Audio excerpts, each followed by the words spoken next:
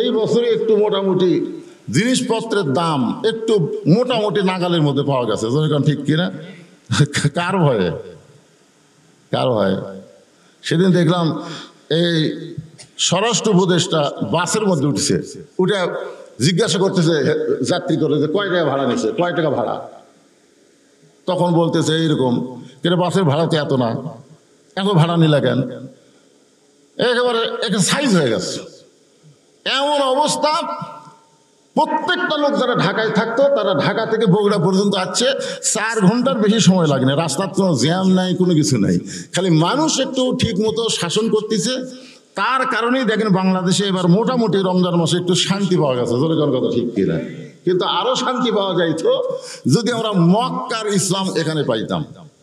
1 বছর রমজান মাসে আমি মক্কা গেছিলাম। রমজানের চাঁদ ওঠার সাথে সাথেই ঘোষণা হয়ে গেল নিত্য প্রয়োজনীয় জিনিস যা দাম আছে, এই কোরআন নাজিলের মাস আল্লাহ আমাদেরকে নিয়ামত স্বরূপ দান করার কারণে, রমজান মাস হলো কি নাজিলের মাস? কোরআন নাজিলের মাস। রমজান মাস পাওয়ার কারণে প্রত্যেকটা জিনিসের দাম অর্ধেক করে দেওয়া হলো। যার দাম ছিল 10 টাকা, রমজানের চাঁদ ওঠার কারণে হয়ে গেল 5 টাকা। যার দাম ছিল 5 টাকা তার দাম হয়ে গেল 2.5 টাকা। যার দাম ছিল 20 টাকা তার দাম হলো 10 টাকা। আর বাংলাদেশের রোজার চাঁদ ওঠার সাথে সাথেই যার দাম ছিল 10 টাকা হয়ে গেছে 20 টাকা। যার দাম ছিল 5 টাকা হয়ে গেছে 10 টাকা। ঠিক কিনা বলেন? কারণ এখানে কি মানুষের আইন, আর ওখানে কি আল্লাহর আইন। এই যে আল্লাহর কোরআন, যে কোরআন সম্পর্কে আল্লাহ বলতেছে ওয়াইজা তুলিয়াত আলাইহিম আয়াতুহু জাদাতুহুম ঈমানান। ঈমানটা কি এটা যাচাই করার জন্য হযরত ওমর ছদ্মবেশে মদিনার অলি গলি ঘুরতেছেন। হঠাৎ হযরত ওমর দেখতে পায় বিস্তীর্ণ মরুভূমির ভিতরে একজন মানুষ উট আর দুম্বা চড়ায়। যিনি উট আর দুম্বা চড়ায় তাকে আমরা কি বলি? রাখাল। তাকে আমরা কি বলি? হযরত ওমর ঈমান যাচাই করার জন্য রাখালের কাছে গিয়ে সালাম দিলেন, আসসালামু আলাইকুম রাখাল ভাই, আমার পেটে ক্ষুধা লাগছে, আমি উটের 1 পেয়ালা দুধ চাই। রাখাল মুস্কি মুস্কি হাসতেছে, মুস্কি মুস্কি হাসতেছে। ওমর ফারুক আশ্চর্য হয়ে বললেন, আমি তোমাকে সালাম দিলাম, উটের 1 পেয়ালা দুধ চাইলাম, তুমি সালামের উত্তরও দাও না, উটের দুধ দিবা কিনা সেটাও বলো না, তুমি হাসো কেন? ওমর ফারুক বলতেছে, আমার হাসি আসার কারণ হলো তুমি আমার সালাম দিলা, তোমার সালামের উত্তরও দিব না, তুমি তো উটের দুধ চাইলে, আমি উটের দুধও তোমাকে দিব না। ওমর ফারুক বললেন, আমার অপরাধ কি? রাখাল বলতেছেন, তোমার অপরাধ হলো আগে তোমার পরিচয় দাও, তুমি কে? আমরা যারা এখানে বসে আছি আমাদের একটা পরিচয় আছে না নাই? কি পরিচয়? আমার জামাই তো আমার পরিচয় দিয়ে গেল যে আপনাদের গ্রামেরই সন্তান, গোটা বাংলাদেশে ওয়াজ করে, এটা আমার পরিচয় না। কি পরিচয়? ওমর ফারুক চিন্তায় পড়ে গেল যে আমি তো অর্ধ পৃথিবীর খলিফা, এখন রাখালের কাছে যদি আমার পরিচয় প্রকাশ পায় তাহলে আমি যেটা যাচাই করবার আইছি সেটা তো কাম হবে না। ওমর ফারুক যখন এই চিন্তা করতেছেন, এমন সময় আল্লাহর কোরআন সামনে এসে বলতেছেন, ওমর, রাখাল যখন তোমার পরিচয় চাইছে তুমি আসল পরিচয় দাও। তোমার আসল পরিচয় হলো মিল্লাত আবিকুম ইব্রাহিম ওয়া সাম্মাকুমুল মুসলিমিন। আল্লাহু আকবার। আমাদের আসল পরিচয় কোরআনে আছে না নাই? কি পরিচয়? তোমাদের জাতির পিতা হযরত ইব্রাহিম তোমাদের নাম রেখেছে মুসলমান। এখন যেই বলবো আমাদের আসল পরিচয় কি, আপনাদের সবাইকে বলতে হবে। এখানে কিন্তু ফেরেশতা আছে, আবার 2 কান্দে 2টা ফেরেশতা লেখার জন্য খালি কলম ধরে আছে, জোরে কোন আছে না নাই? যদি আপনারা জবান না খুলে মুখ বন্ধ করে থাকেন তখন ফেরেশতারা তো বেকায়দা পড়ে যাবে, যে কথাই বললো না, বক্তা শুনবার চাইলো আর কিছুই কইল না। তখন বলবে আল্লাহ যারা বললো তাদের না আমরা লিখলাম, কিন্তু এই তো কথা বললো না, আমরা কি লিখবো? আল্লাহ বলতেছে বাম কান্দের ফেরেশতা লেখো। তো বাম কান্দের ফেরেশতা বলে আমি তো শুনিনি, জবান তো খোলেনি। আমি আল্লাহ শুনেছি, কারণ তোমরা শুনবার না পারলেও যিনি শোনে তার নাম কি? আমরা মুখ দিয়ে প্রকাশ করিনি, মনের মধ্যে কল্পনা করলে জানে কে? আল্লাহু আলিমুম বিজাতিস সুদূর। আল্লাহ তখন বলবে লেখো বোবা শয়তান। তা আমরা কি বোবা শয়তান হব? এই জন্য কোরআনের আয়াতকে বিশ্বাস করে জবান খুলে বলতে হবে আমাদের পরিচয় কি? আরো জোরে বলেন, আমাদের নাম কি?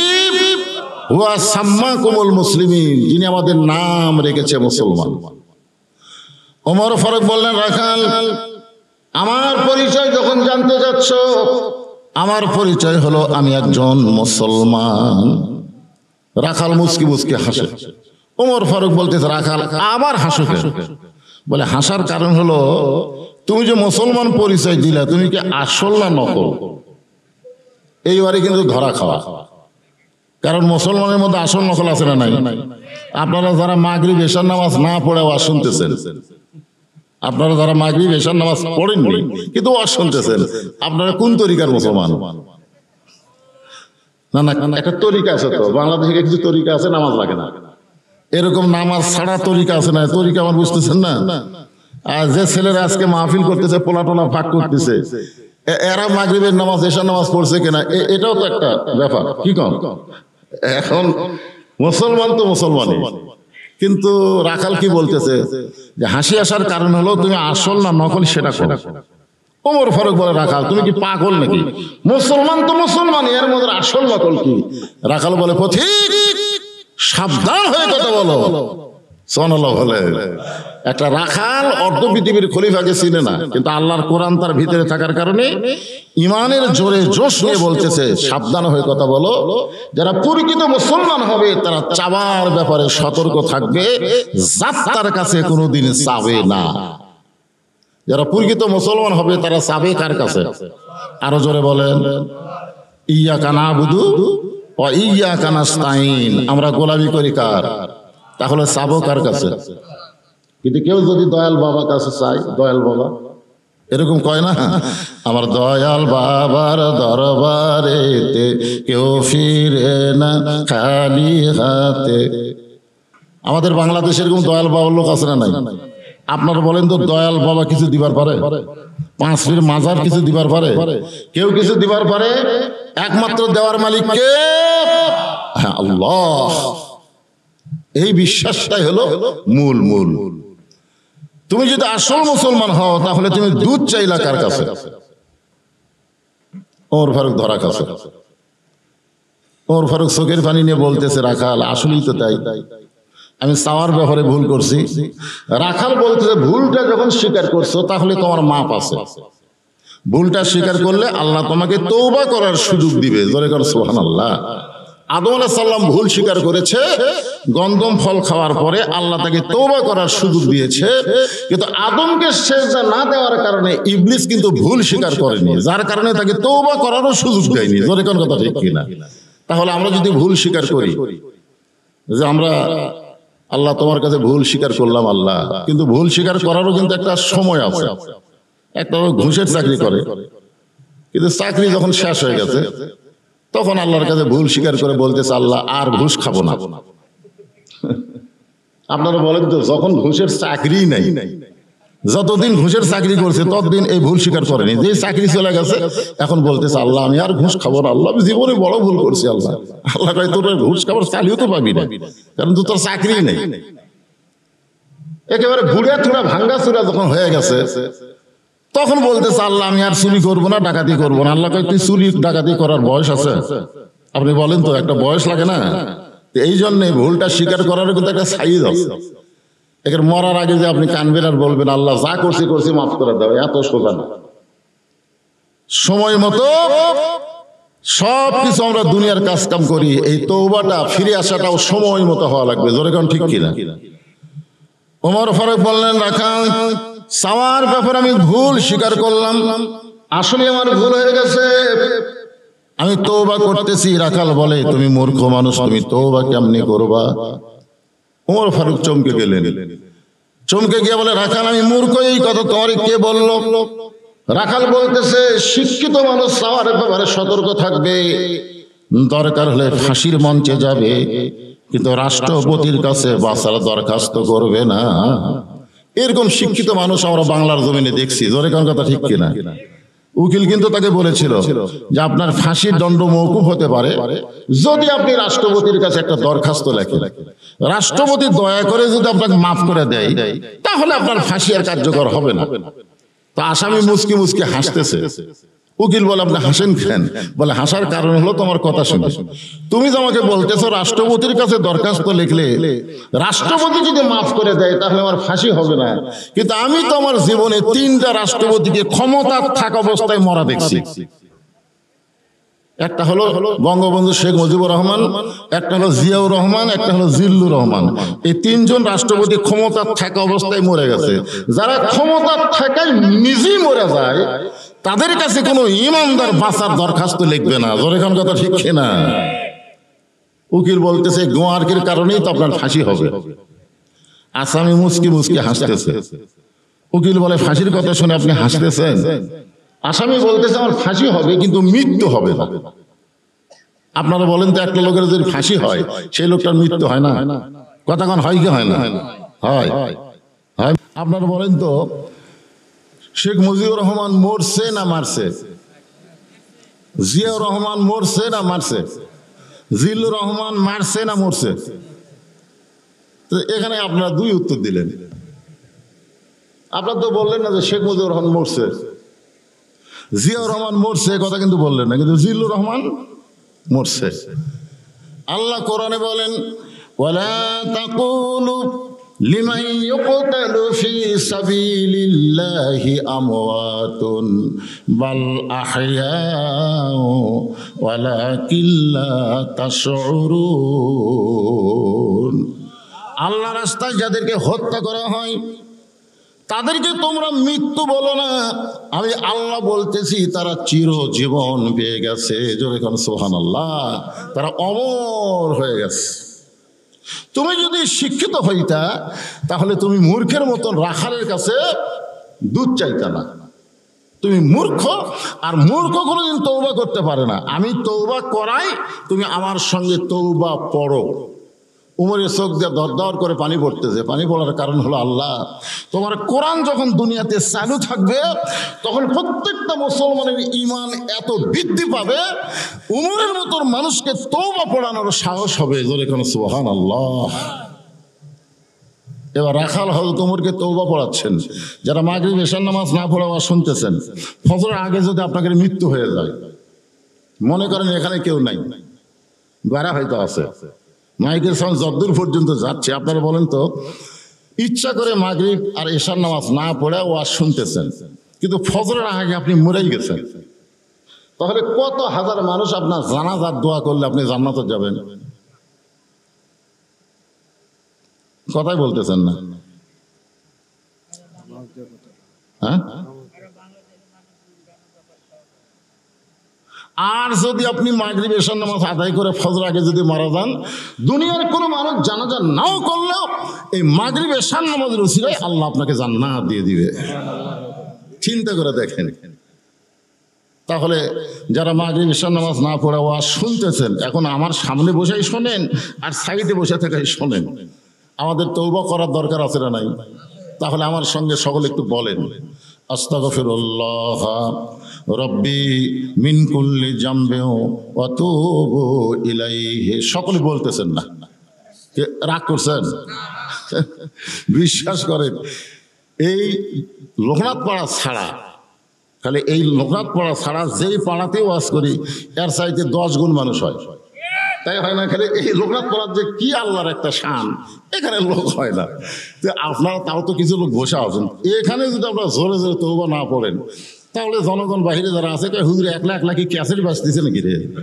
কোনো হোহা কিছু শোনা যায় না। কি তওবা করলে কি সমস্যা আছে? কোনো সমস্যা? তাহলে আপনাদের সকলে জানেনি, একটু জবান করে পড়েন আস্তাগফিরুল্লাহ রাব্বি মিন কুল্লি জামবি ওয়া তুবু ইলাইহি লা হাওলা ওয়ালা কুওয়াতা ইল্লা বিল্লাহিল আলিয়্যিল আযীম। আল্লাহ রাসূল নিজেই তওবা করতেন, নিজেই। সাহাবারা বলতেন হুজুর আপনার আগে পাশে কোনো পাপ নাই, আপনি তওবা পড়েন। রাসূল বললেন আত-তাইবু হাবিবুল্লাহ, যারা তওবাকারী তারা আল্লাহর দোস্ত হবে। জোরে কোন সুবহানাল্লাহ। ওমর ফারুক তওবা করার পরে বলতেছেন, ও রাখাল ভাই, আল্লাহর হস্তে উটের 1 পেয়ালা দুধ দাও, যেই দুধটা পান করে আমি ক্ষুধা তৃষ্ণা নিবারণ করতে চাই। রাখাল মুচকি মুচকি হাসে। ওমর ফারুক বলে আবার হাসো কেন? আমি তো বললাম আল্লাহর হস্তে। কার হস্তে? আল্লাহর হস্তে। রাখাল ভাই আমাকে উটের এক পেলা দুধ দাও। রাখাল বলতেছে, পথিক তওবা করার পরে তুমি আবার মুনাফিকি করলে। তওবা করার পরে আবার মুনাফিকি মানে তওবা করার পরেও ফজর নামাজ পড়বি না, এরকম আমাদের মধ্যে আছে না? নাই রশিদ করলো আমরাও কোনো যা হলে হলো ফজর পড়বো না। আপনি যদি ঘুমের ঘরে চেতন না পান সেটা ভিন্ন কথা, কিন্তু চেতন পাওয়ার পরে যদি আপনি না পড়েন এটা কিন্তু মুনাফিকি। জোরে এখন ঠিক কিনা? আপনি ঘুমায় গেছেন, যখনই চেতন পেলেন ওযু করে নামাজ পড়লেন, আলহামদুলিল্লাহ। কিন্তু যদি আপনি চেতন পান আর সালাতো খায়রুল নাম শোনার পরেও যদি না পড়েন, এখন তওবা করার পরেও ফজর পড়লেন না, তাহলে কি হলেন? জোরে কর বলে, জোরে কর। এখন রাখাল বলে, পথিক তওবা করার পরেও তুমি মুনাফিকি করলাম। ওমর ফারুকের চেহারা রক্তের মতো লাল হয়ে গেছে। এই রাখাল, মুখে যা আসে তাই বলো মিয়া। কাফের বললেও সহ্য করা যাবে, কিন্তু মুনাফিক সহ্য করা যাবে না, কারণ মুনাফিকের জায়গা হবে জাহান্নামের সবচাইতে নিচে। জোরে কোন ঠিক কিনা? আল্লাহ রাসূল বলছেন যে কাফেরেরা জাহান্নামের উপরে থাকবে আর মুনাফিকরা জাহান্নামের তলে থাকবে। ওই কাফেরেরা যে জাহান্নামের উপর থেকে পেশাব পায়খানা করবে, এটা মুনাফিকদের খাদ্য হবে। সাহাবেরা বললেন, হুজুর এই বদমাইশ মুনাফিক কোন দল থেকে হবে? আল্লাহ রাসূল বললেন, এই মুনাফিকের আবাদ হবে মুসলমানের ভিতরেই। মারাত্মক কথা। এই জন্য ওমর ফারুক রাগ করে বললেন, রাখাল আমার মধ্যে মুনাফিকের তুমি কি দেখলা? রাখাল বলতেছিলে, মা তাকুলু মা লা তাফালুন, তোমার মুখের সাথে অন্তরের মিল নেই। কি কন? কেউ যদি বলে গরিবের বন্ধু, সমাজসেবক, জনদরদি, এই কথা বলে আপনাদের কাছে একটা ভোট নেয়, আর ভোট পাওয়ার পরে যখন নেতা হয়ে গেল তখন একটা গরিব মানুষ চামচার অত্যাচারে তার কাছে যাওয়ার পারতেছে না। জোরে খান কথা ঠিক কিনা? এরকম কিন্তু আমরা বহুবার দেখছি, ঠিক কিনা বলেন? দেখে দেখে আমাদের কি আগ্রহী নাই, ভোট দেওয়ার প্রতি আর আগ্রহী নাই। এটা কি? এ কথার সাথে কাজের মিল নাই। ওমর ফারুক বললেন যে আমি কি মুখে বললাম, অন্তর আমার কি? রাখাল বলতে, সত্যি করে বলো তো আমি উটের মালিক। তুমি সত্যি করে বলো, যদি আমি উটের মালিক হইতাম তুমি আমাকে রাখাল বললা কেন? আর যখনই তুমি আমাকে রাখাল বলছো তখন তোমার মন বলতেছে আমি উটের মালিক না, আর মালিক ছাড়া রাখালের কাছে আল্লাহর হস্তে চাইলেও রাখাল দিবার পারবে।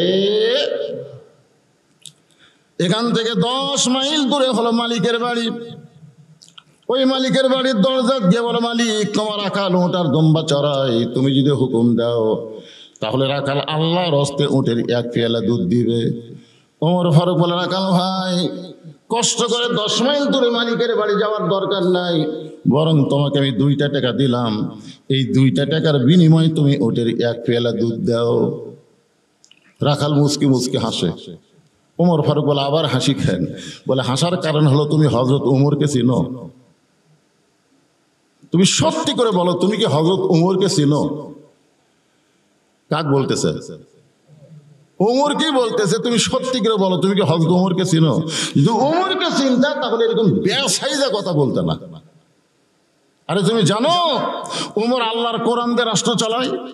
উমরের গুপ্ত বাহিনী যদি দূর থেকে দেখবার পায় তুমি মালিক বাদ দিয়ে আমার 2 টাকা ঘুষ দিছো, আর আমি মালিক বাদ দিয়ে তোমাকে উটের এক পেয়ালা দুধ দিলাম, তাহলে তোমারও গ্রেফতার, আমাকেও গ্রেফতার।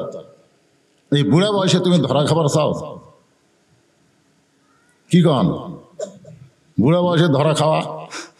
যে কয়টা ধরা খাজা খেলে এক পলক ছাড়া সবগুলোই বুড়ে। তোর এখন কথা ঠিক কিনা? হাই রে, বুড়াগুলা যখন হাত দিলে যাচ্ছে, ভাই হাই কি সাইজ রে! এই বুড়া বয়সে ধরা খাওয়া।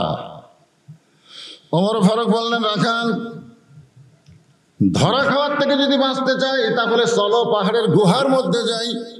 ওই পাহাড়ের গুহার মধ্যে তোমাকে গোপনে 2 টাকা দেব, আর তুমি গোপনে উটের এক পেয়ালা দুধ দিবা, তাহলে তোমার মালিকও জানতে পারবে না, ওমরের গুপ্ত বাহিনীও আমাদেরকে ধরতে পারবে না। রাখাল চিল্লায় বলে, তুমি ভণ্ড, তুমি ভণ্ড, তুমি ভণ্ড। ওমর ফারুক বলে, রাখাল আমার মধ্যে ভণ্ডামের কি দেখলাম? রাখাল বলে, পথিক যেখানে ওমরের গুপ্ত বাহিনী দেখতে পারবে না, যেখানে রাখালের মালিক জানতে পারবে না, সেখানে রাখালে আল্লাহ সব দেখতে পায়। যেখানে ওমরের গুপ্ত বাহিনী দেখতে পাবে না, যেখানে রাখালের মালিক জানতে পারবে না, সেখানে রাখালের আল্লাহ দেখতে পায়। সঙ্গে সঙ্গে হয়তো ওমর মারছে দৌড়। পাহাড়ের পাদদেশে গিয়া 2 রাকাত নামাজ পড়তেছেন। ওয়াইজা তুলিয়াত আলাইহিম আয়াতুহু জাদাতুহুম ঈমানা ওয়া আলা রাব্বিহিম ইয়াতাওয়াক্কালুন। আল্লাহু আকবার। কি বলছেন? ওমর ফারুক 2 রাকাত নামাজ পড়ে বলতেছে, আল্লাহ তোমার কোরআন এত শক্তি, তোমার কোরআনের এতই পাওয়ার, যখন কোরআন দুনিয়াতে চালু থাকবে তখন কেউ না দেখলেও আল্লাহ দেখবে, এই বিশ্বাস প্রত্যেকটা মুমিনের অন্তরে থাকবে। আজকে আমাদের বাংলাদেশে মানুষের তৈরি আইন চালু থাকার কারণে আল্লাহ দেখতেছে, এই বিশ্বাস আমাদের অন্তরে নাই। আছে? ওমর ফারুক আল্লাহর কাছে শুকরিয়া দেন, চোখের পানি বের করে কাঁদতেছে আর বলতেছে, আল্লাহ তোমার কোরআন এত শক্তিশালী, তোমার কোরআন যখন দুনিয়াতে চালু থাকে তখন কেউ না দেখলেও আল্লাহ দেখে, এই বিশ্বাস রাখালের কলিজার মধ্যে থাকে। আমি রাখালকে দেখি নাই, দেখেছি কি? আল্লাহর কোরআন। জোরে কোন সুবহানাল্লাহ। রাখাল হযরত ওমর ফারুকের কাছে গিয়ে বলতেছে, যতই কান্দো উটের দুধ আমি তোমাকে দিবার পারলাম না। ওমর ফারুক বলে, রাখাল ভাই উটের দুধের কোনো দরকার আমার নাই, বরং তোমার কাছে আমি জানতে চাচ্ছি, তুমি না দেখা আল্লাহকে কলিজার মধ্যে জায়গা দিয়ে তুমি যে আল্লাহর কোরআন অনুযায়ী চলতেছো, কেউ না দেখলেও আল্লাহ দেখতেছে, এই বিশ্বাস তোমার কলিজার মধ্যে নিয়ে আইছো। এইভাবে চলার পরে তোমার চাহিদা কি? তোমার একটা চাহিদা তো আছে। আল্লাহর কোরআন অনুযায়ী চলবার গেলে আপনারা বলেন তো, আমাদের একটা চাহিদা থাকবে না? কি চাহিদা? দুনিয়ার শান্তি না আখিরাতের শান্তি? আমরা কিন্তু কোরআন অনুযায়ী চলতে গেলে দুনিয়াতে শান্তি পাবো আর আখিরাতে আমরা মুক্তি পাবো। বলেন সুবহানাল্লাহ। আপনারা কি মনে করেন, কোরআন অনুযায়ী চলতে গেলে আল্লাহ কি দুনিয়াতে শান্তি দিবে না? যেরকম দিবে কি দিবে না? বিশ্বাস না হলে আপনারা যদি আল্লাহ কোনোদিন আপনাদের মক্কা মদিনায় যাওয়ার তৌফিক দেয়, তাহলে নিজের চোখেই দেখতে পারবেন যে আল্লাহর কোরআন অনুযায়ী যখন কোনো রাষ্ট্র চলে, ওই রাষ্ট্রটা কিভাবে চলে। পুরোপুরি তো কোরআন চলে না মক্কা মদিনায়, মোটামুটি সামান্য কিছু একটু চলে। তার কারণেই ওখানে মানুষ কত ভালো হয়ে গেছে। যেই মাত্র আজান, খালি আল্লাহু আকবার, আজান শোনার সঙ্গে সঙ্গে আমি একটা সোনা কিনেছিলাম, এ কাগজে লিখতেছে, মানে টাকা আমি দিচ্ছি, সে মেমো করতেছে, যে আজান সাথে সাথে সল্লু সল্লু। আমি বললাম, ভাই এ তো কাজ হয়ে গেছে, আজান পড়ছে। আজান শোনার পরে দুনিয়ার আর কোনো কাজ করা যাবে না। দেখছেন, আজান শোনার সাথে সাথেই সোনা বিক্রি যত কিছু আছে সমস্ত বিক্রি করে বাদ দিয়ে নামাজে দাঁড়িয়ে গেল। আল্লাহ কোরআনে বলেছেন, ইন্না সলাতা তানহা আনিল ফাহশাই ওয়াল মুনকার, একমাত্র নামাজই পারে মানুষকে যাবতীয় বেহুদা কাজ, খারাপ কাজ থেকে বাঁচায় দিতে। জোরে কান সুবহানাল্লাহ। তাহলে যদি আমরা কোরআন যদি বাংলাদেশে চালু হয়, তাহলে আমরা নামাজি হব। আর যদি নামাজি হয়ে যায়, আমাদের কোনো অশান্তি দুনিয়াতে থাকবে? অল্পতেই তৃপ্তি হবে, অল্প, বেশি লাগবে না। বেশি কিন্তু লাগে না, অল্পতেই হয়ে যায়। আমরা মুড়ি মাখা দিয়েও ইফতারি হয়, আবার 7 প্রকারের আইটেম দিয়েও ইফতারি হয়। জোরে করে হয় কি হয় না? দেখবেন মুড়ি মাখা, বুট দিয়ে মুড়ি মাখা দিয়ে যারা ইফতার করে ওরা যে শান্তি পায়, এই 7 প্রকার আইটেম খাওয়ার পরে দেখবেন কিছুক্ষণ পরে বলতেছে, ভাই পেট খালি ভুটভুট করতেছে, মানে বেশি খাওয়া। বেশি খাওয়ার মধ্যে শান্তি না অল্প খাওয়ার মধ্যে শান্তি? বেশি ধনী হওয়ার মধ্যে শান্তি না গরিব হওয়ার মধ্যে শান্তি? যখন চোর ডাকাতি শুরু হয়ে গেল, আমি আজকে আসতেছি দেখি ভোলতার মধ্যে লোক রাস্তা, আমাদের হিন্দু পাড়ার মধ্যে রাস্তা, কেন এবার খবর কি? হুজুর জানেন না, শুরু হয়ে গেছে। কিছু আগে শুরু হয়েছিল না, গরু চুরি করে, দেখলেন। আপনারা বলেন তো, যার কিছুই নাই তার রাস্তার ঘোরার দরকার আছে? কোনো দরকার নাই, কারণ সে শান্তিতে ঘুম পাড়তেছে। এই জন্য শান্তি কখন আসে? শান্তি জিনিসটা আমরা চাই। ওমর ফারুক চোখের পানি নিয়ে বলতেছে, ও রাখাল ভাই, তুমি যে আল্লাহর কোরআন অনুযায়ী চলতেছো, এর বিনিময়ে তোমার চাহিদা কি? রাখাল সঙ্গে সঙ্গে চোখের পানি নিয়ে বললেন, পথিক আমার চাহিদা যখন শুনতে চাও তাহলে শোনো, রব্বানা আতিনা ফিদ দুনিয়া হাসানাতাও ওয়া ফিল আখিরাতি হাসানা ওয়া কিনা আযাবান নার। আল্লাহু আকবার। এই দোয়া কিন্তু আমরা করেন আপনারা? পড়েন তো, রব্বানা, পড়েন, রব্বানা আতিনা ফিদ দুনিয়া হাসানা ওয়া ফিল আখিরাতি হাসানা ওয়া কিনা আযাবান নার। দুনিয়া যদি সুন্দর না হয় তার আখিরাত কোনোদিন সুন্দর হবে না। এই আয়াতে তাফসীর পড়তে গিয়ে দুনিয়ার সুন্দর, তার মধ্যে কয়েকটা বস্তু আছে, তার মধ্যে 1 নম্বর হলো নারী। 1 নম্বর হলো নারী। এই দুনিয়াতে যদি আপনি শান্তি পাওয়া চান তাহলে আপনার বউ সুন্দর হওয়া লাগবে। এখন বউ সুন্দর মানে কি চেহারায় সুন্দর? অনেকে আবার বলতেছে হুজুর তাহলে বউ সুন্দর, আমারটা তো সুন্দর না।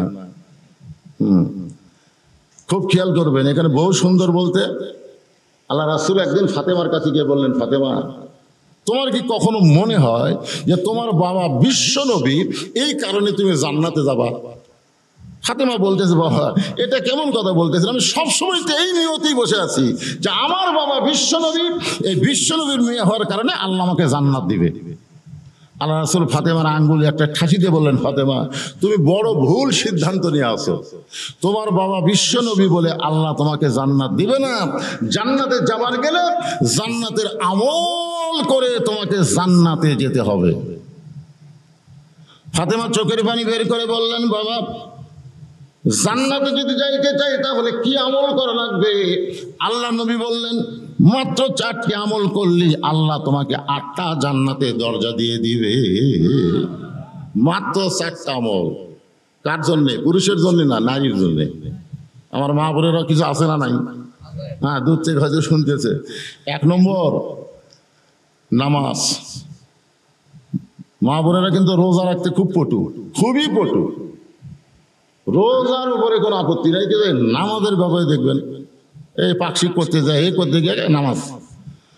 নামাজ 1 নম্বর নামাজ, 2 নম্বর রমজান মাসে রোজা, 3 নম্বর সতীত্বের হেফাজত পর্দা করা, আর 4 নম্বর হলো স্বামীর কথা মতো স্বামীর খেদমত করা। স্বামীর কথা মতো স্বামীর খেদমত করা, বেশি খেদমত করা যাবে না। স্বামী যদি খেদমত চায়, আমার মা বোনদের জন্য বলতেছি, বেশির দরকার নাই। স্বামী যদি খেদমত চায় তাহলে স্বামীর খেদমত করবেন। খেদমত যদি স্বামী না চায়, জোর করে করতে গেলে বোঝা যাবে এর মধ্যে কোনো অন্যায় আছে। দেখবেন যে বউ বেশি স্বামীর খেদমত করতেছে, বুঝবেন এই একটা অন্যায় প্রস্তাব নিয়ে আসতেছে, অন্যায় একটা প্রস্তাব দিবে। হঠাৎ দেখবেন কারেন্টের সুইচ ফ্যান বন্ধ করে দিয়ে তাল ফাঁকাতে বাতাস করতেছে। স্বামী কয়, কে কারেন্ট গেছে নাকি? না, কারেন্ট আসতে তো কারেন্ট ফ্যানের সুইচ টিপ দাও, তুমি বাতাস করো কেন?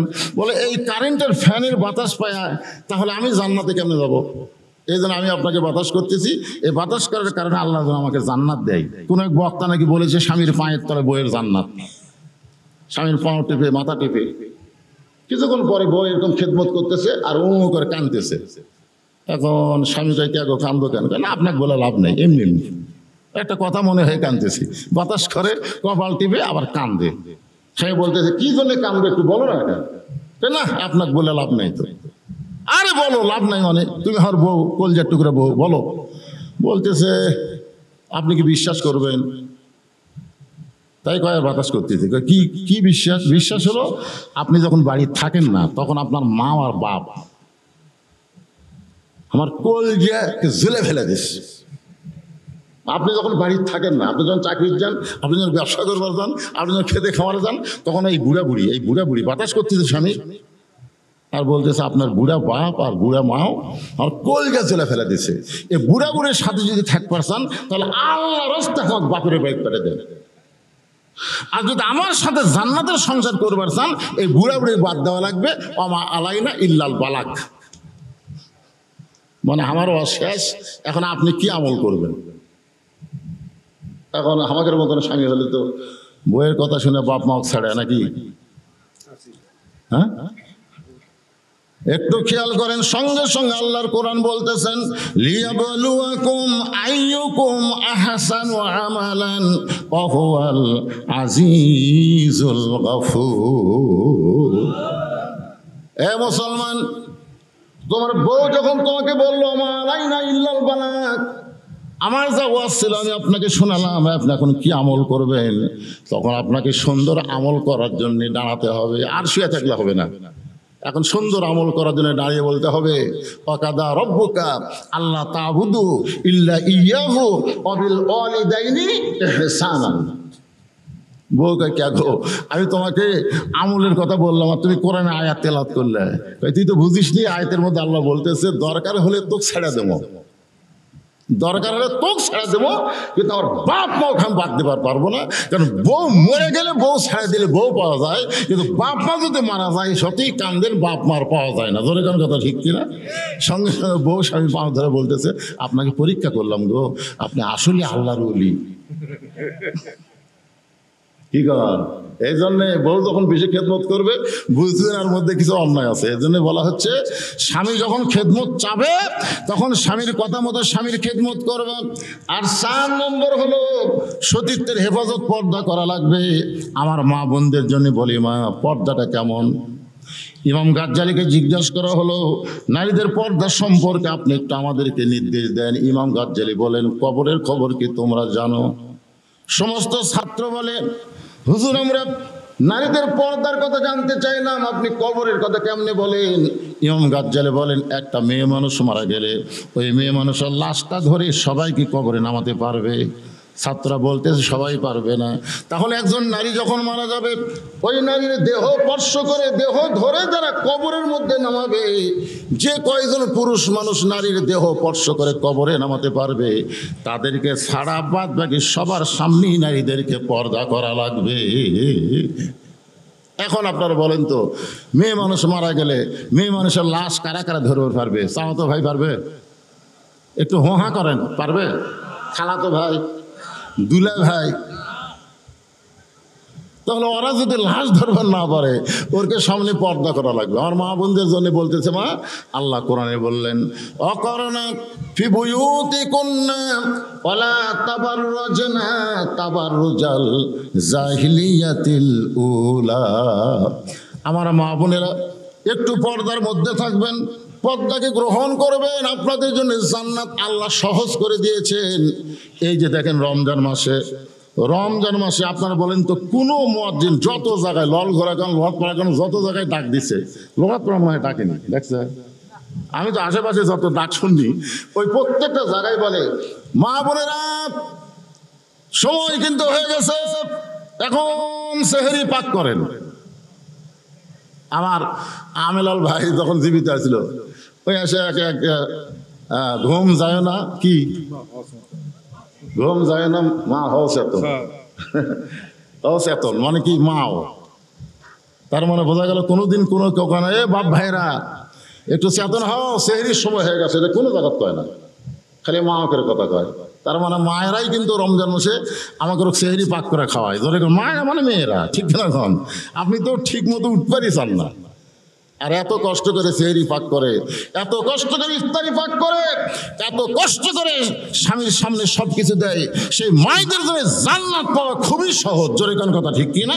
খালি এই যে সামান্য কয়টা আমল যদি আমার মায়েরা করতে পারে, নামাজ তো পড়েই, রোজাও তো করে, একটু পর্দার মধ্যে থাকবেন আর স্বামীর চাহিদা মোতাবেক খেদমত করবেন, ইনশাল্লাহ আমার মায়েদের জন্য 8টা জান্নাতের বরাদ্দ আল্লাহ দিয়ে দিবে। যে কোনো দরজা দেয়া বিনা হিসাবে তারা জান্নাতি হয়ে যাবে। বলেন সুবহানাল্লাহ।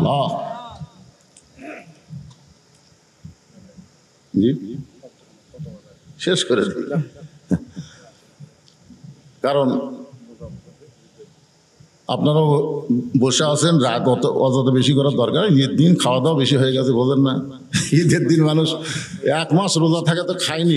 এই যে খাওয়া, আমাদের একজন বক্তা বলছে একদল খাইয়া গেছে আর একদল খাওয়ার জন্য রেডি হচ্ছে, এটা শুনেই একদল সেই গরম, সেটা কোন দল আমি আর নাম করার দরকার নেই। তো সারা মাস না খায় ঈদের দিনে যা খাচ্ছে প্রত্যেকটা লোকে কিন্তু বিকেলবেলা দুর্বল। 5 পিস আসার দেখা হলো, কেমন খবর কি? এতদিন ভালো আছে না হুজুর, আজকেই তো বেশি শরীর খারাপ। মানে এতদিন না খাই আসলে ভালো, আসলে ইফতার করার আগে শরীর ভালো না করার পরে? আপনাকে কখন ইফতার করার পরে কিন্তু শরীর ক্লান্ত হয়ে যায়। তো 1 মাস সিয়াম সাধনা করার পরে আজকে খাওয়া দাওয়া বেশি হয়েছে ঈদের দিন, সেটা কালকে ওই 5 ফিট গরু জবাই করতেই দেখা গেছে। সকাল থেকে শুরু করে সন্ধ্যা পর্যন্ত মাছই পড়ছে। 660 টাকার গোস্ত 700 করে লাগাছে, তাও মনে হয় পাড়াপাড়ি মারামারি অবস্থা। যখন ঠিক কি না, কি যে একটা অবস্থা। যাই হোক, অনেকের শরীর দুর্বল। ঈদের দিন আল্লাহ যদি চায় সামনে যদি মাহফিল করি, ঈদের দিন ছাড়াই করা লাগবে। ঈদের দিন একটু সমস্যা। আমি মনে করেছিলাম যে 1 তারিখে হবে, হয়ে গেছে 31 তারিখে।